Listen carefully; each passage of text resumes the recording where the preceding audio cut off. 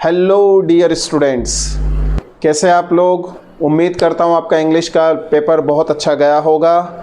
अब हम देखते हैं कि फिज़िक्स का पेपर जो 20 मई को है, आपने उसकी स्टडी कर ली है, नहीं की है, जो भी कुछ है, अगर कर ली है तो भी ये वीडियो आपका काम लगने वाला है, अगर नहीं की है तो भी आप इस वीडियो को ज़रूर देखिए। आपको ये बहुत हेल्प करने वाला है आपके अपकमिंग फिज़िक्स पेपर में, सीबीएसई बोर्ड का जो पेपर 2022 का बचा हुआ है उसमें। तो चलिए मज़ीद देर करे बगैर हम इस वीडियो को शुरू करते हैं। मैं कुतुब सर आपका स्वागत करता हूँ मेरे यूट्यूब चैनल कुतुब सर में।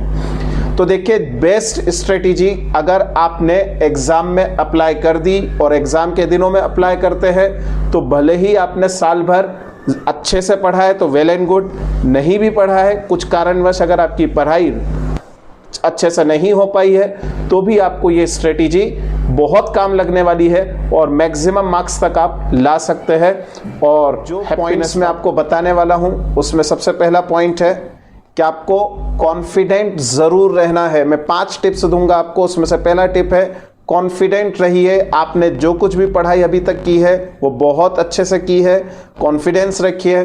जो टॉपिक आपने पढ़ लिए हैं उन पर आप अपने आप पर विश्वास रखिए और सेल्फ मोटिवेट होते रहिए, है ना। कुछ इस तरह से सोचिए कि मुझे ये वाला टॉपिक आता है और उसके बाद आप उसे रिवाइज कीजिए, ठीक है। सेकेंड हम देखते हैं, सेकेंड पॉइंट है revise all the topics which you have already studied. जो टॉपिक्स आपने बार बार पढ़ रखे हैं आप उन्हें रिवाइज करते रहिए। रिवाइज करते रहने से फायदा ये होगा कि आपके टॉपिक्स कंप्लीट तो हो ही चुके हैं और उसमें जितने भी की पॉइंट्स हैं वो आपके ब्रेन में बैठे रहेंगे। इस वजह से सबसे पहले उन टॉपिक्स को रिवाइज कीजिए जो आप पढ़ चुके हैं, बजाय इसके कि आप नया पढ़े। बाद में पहले आप अपने टॉपिक्स रिवाइज कर लीजिए अच्छे से और उसके बाद नए टॉपिक्स उठाइए, ठीक है। थर्ड पॉइंट है keep going through short notes.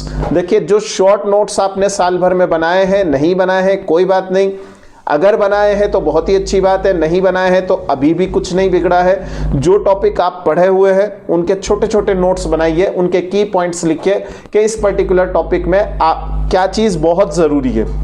जैसे मैं एक एग्जांपल दूं तो हमारे पास में लेंस मेकर्स फॉर्मूला होता है। उस लेंस मेकर्स फॉर्मूला का अगर हम एक एग्जांपल ले लें तो फॉर्मूला होता है mu minus 1.1/r1 minus 1/r2 is equal to 1/f। इस फॉर्मूला में म्यू जो है वो कौन कौन से फैक्टर से जिस पर डिपेंड करता है, ये शॉर्ट नोट्स हो जाते हैं। इनको आपको लिखना पड़ेगा कि अगर बाहर का रिफ्रैक्टिव इंडेक्स ज़्यादा आ जाए, लेंस के रिफ्रैक्टिव इंडेक्स है, लेंस के मटेरियल के रिफ्रैक्टिव इंडेक्स है, या लेंस के मटेरियल का रिफ्रैक्टिव इंडेक्स ज़्यादा हो जाए बाहर के रिफ्रैक्टिव इंडेक्स से, तो क्या होगा, क्या क्या चेंजेस आएंगे, उस तरह के आप शॉर्ट नोट्स बनाकर रखिए ताकि आप जल्दी से प्रॉब्लम्स को सॉल्व कर सके।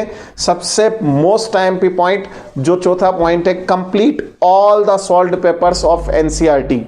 कम से कम जितने सॉल्व्ड प्रॉब्लम्स है ना, वो सॉल्व्ड प्रॉब्लम्स एक भी नहीं छोड़ना है। मजेदार बात इस पर्टिकुलर पार्ट में, मतलब सेकंड पार्ट अगर हम फिजिक्स का देखें तो उसमें मजेदार सबसे बड़ी बात यह रहती है कि इस पार्ट में आपको जो न्यूमेरिकल प्रॉब्लम्स है वो कम है। सिर्फ 2 ही चैप्टर ऐसे बनते हैं जहां से 3 चैप्टर ऐसे बनते हैं जहां से न्यूमेरिकल प्रॉब्लम्स आने के चांसेस ज्यादा है, और वो 3 चैप्टर है हमारे रे ऑप्टिक्स, वेव ऑप्टिक्स और एटम्स। तो यहां से ये 3 चैप्टर्स ऐसे है कि जहां से आपके न्यूमेरिकल प्रॉब्लम्स आने के चांसेस ज्यादा है। अदरवाइज अगर देखें हम तो ये जो पूरा पेपर होने वाला है वो थ्योरेटिकल ज्यादा होगा, रीजनिंग ज्यादा होगा, है ना।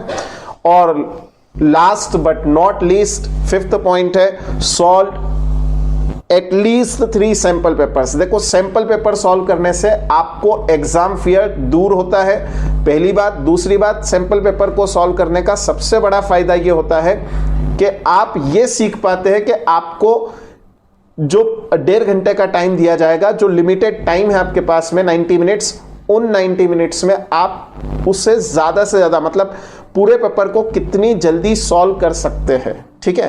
तो यही सब कुछ मुझे समझाना था। अब आप इस वीडियो लेक्चर के ये जो हमने शॉर्ट स्ट्रेटेजी वीडियो बनाया है इसमें कमेंट कीजिए कि आपको सॉल्व पेपर हम सॉल्व कराएं या आप खुद सॉल्व करेंगे, या जो भी आपकी डिमांड होगी उस तरह का वीडियो लेक्चर्स आपको मिलते रहेंगे। Thank you for watching my video.